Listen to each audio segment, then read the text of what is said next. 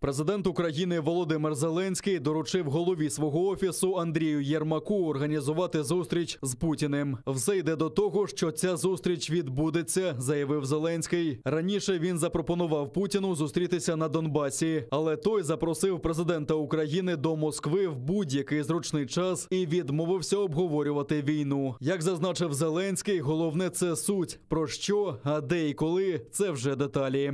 Мені здається, що все йде до того, що ця зустріч відбудеться. Я вже дав задачу керівнику Офісу президента Андрію Єрмаку, щоб він з'єднувався з адміністрацією президента Путіна і вони знайшли порозуміння, знайшли терміни і місце чи місто, де ми можемо зустрітися. Я вважаю, що головна – це суть, про що, а де, коли – це вже деталі. Увага! Зникла людина. Оголошення про жертв насильницьких зникнень в окупованому Криму розклеїли активісти Кримсоц в середмісті Києва. Це, кажуть, нагадування українцям про злочини окупантів на півострові. На листівках світлини та відомості про зниклих безвісти кримських татар та українців. Такими за час окупації стали 44 людини. 23 з них були викрадені і згодом знайдені живими. 6 – мертвими. Але про долю 15 зниклих досі нічого не відомо. Серед них і член Всесвітнього конгресу кримських татар Ервін Ібрагімов. Він був викрадений людьми у формі окупаційного ДПС поблизу свого дому в Бахчисараї пізно ввечері 24 травня 2016 року. Буде написано, що зникла людина і прохання звернутися до посольства за уточненням інформації. Таким чином ми хочемо іще раз нагадати про те, що саме Російська Федерація, а відповідно і представники посольства, які знаходяться в Києві, вони відповідальні за розслідування випадків насильницьких зникнень, за пошук людей або навіть тіл людей, які були викрадені, та за, власне кажучи, притягнення до відповідальності тих осіб, які були пов'язані напряму із вчиненням даних злочинів. Обізвав кримських татар зрадниками. Черговий скандал в одній зі шкіл окупованого Криму. Учитель історії в Новопавлівській школі Красноперекопського району заявив кримським татарам, учням 10 класу, що їх пращури – зрадники. Це не перший подібний скандал. На початку квітня вчителька літератури зі школи в селі Дачне, що під Судаком, заявила учням 4 класу, що кримських татар депортували в 1944 році, оскільки вони, буцімто, були зрадниками. Тоді окупаційні можновладці ніяк не відреагували на витівку педагога. Зараз батьки учнів з Новопавлівки вимагають звільнення вчителя історії. Штрафу 25 тисяч рублів. Такого покарання вимагають окупаційні прокурори для фігуранта так званої справи про недонесення Гайдера Кадирова. Його справу розглядає окупаційний Нижньогірський райсуд. Бранець, на думку ФСБ, листувався з Оміджоном Дададжоновим, буцімто бойовиком ІДІЛ, і не повідомив про це. Минулого місяця окупаційний совєтський райсуд визнав винним у цій справі кримського татарина Енвіра Топчі і присудив штраф у 40 тисяч рублів. Адвокат Кадирова Ліля Гімеджі каже, що в переписці з буцімто Дададжоновим немає ні слова про ІДІЛ. В сегодняшних прениях государственный обвинитель, переиначив все факты, заявила о том, что моему подзащитному известно, достоверно было известно о том, что Дададжонов сообщил ему, что он находится в ИГИЛ. Но этого нет даже в переписке. Аккаунт Абубакр ибн Ахмад в переписке с Олей Костюшкой говорит, что он Али. В переписке с Эмином Елиевым также говорит, что он в Киеве. В другом месте он говорит, что он в Турции. Третьему говорит, что он Али и так далее. У 4-го спрашивает, узнаешь ли ты этого террориста. То есть абсолютно пользователи этого аккаунта не позиционируют себя с теми фотографиями, которые он посылал всем коммуникантам. 31 серпня минулого року окупаційні силовики після ранкових обшуків в Судаку, Совєтському та Нижньогірському районах затримали 4 кримських татар – Айдера Аблякімова, Ридвана Умєрова, Айдера Кадирова та Енвера Топчі. Їм закидають буцімто неповідомлення про злочин. Вони у 2015 році в соціальній мережі ВКонтакті нібито листувалися з Уміджоном Дададжоновим, який, на думку ФСБ, брав участь в діяльності ІДІЛ. Записував розмови і співпрацював з окупаційним слідством. Бранці Залуштинської групи у так званій справі про тероризм впізнали таємного свідка окупантів. Про це на щомісячній зустрічі Кримської солідарності повідомила дружина Руслана Кентемірова Ельвіна Усіїнова. За її словами, це Енвер Халілов Залушти. Він вже був свідком у справі про тероризм Ялтинської групи. Бранці довго сумнівалися в його особі і не називали ім'я, поки він не виступив як свідок захисту.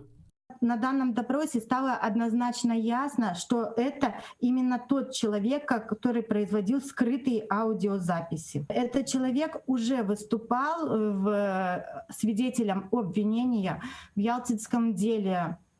Но затем он своим лицемерным поведением, искренним раскаянием втерся в доверие наших родных. И так как практически все политзаключенные, они очень искренние люди, да, они с этой же меркой подходят и к другим людям. И поэтому наши родные как бы искренне простили его и дальше продолжали обсуждать с ними вопросы поддержки политзаключенных.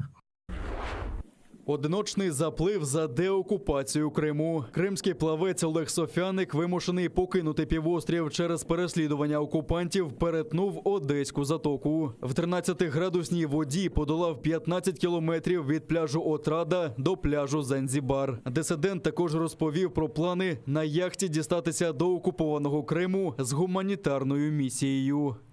В ближайшее время я и мой товарищ, диссидент из России, который бежал из России в Украину, собираемся совершить правозащитный такой вояж с потерей свободы на территорию оккупированного Крыма. Хотим доставить на яхте продукты, медикаменты для крымских политзаключенных.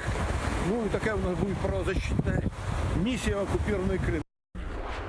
Окупанти хатили з артилерії вздовж всієї лінії Східного фронту. З заборонених мінометів 82-го та 120-го калібру били по українським позиціям біля Широкиного, Південного, Катеринівки, Троїцького, Новозванівки та Новгородського. Також неподалік Пісків та Луганського відкривали вогонь з гранатометів різних систем, кулеметів великого калібру та стрілецької зброї. Крім того, з артилерії накрили цивільні будівлі Водяного. Обійшлося без втрат в лавах Об'єднаних сил.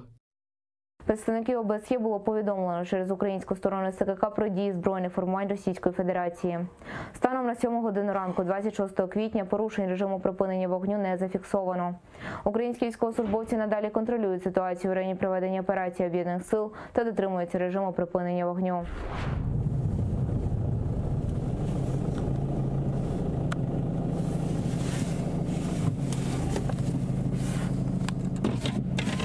Здрасте. Могу я проехать? Проехать мне нужно. Куда вам именно? Ну, по стране, по России еду. Да? Да. Блоки? А почему перекрыто? Ну, вы сказали перекрыть. Кто сказал? Ну, это проезжая часть, ребят. Да? Ну да, вы не знаете?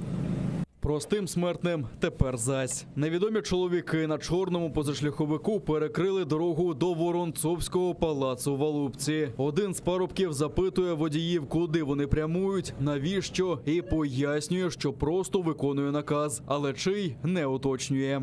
Вот так вот поставили такой джип с какими-то ребятами чеченской или дагестанской национальности явно, и которым дали указание не пропускать сюда машины. Машины обычной челяди, вот вроде меня.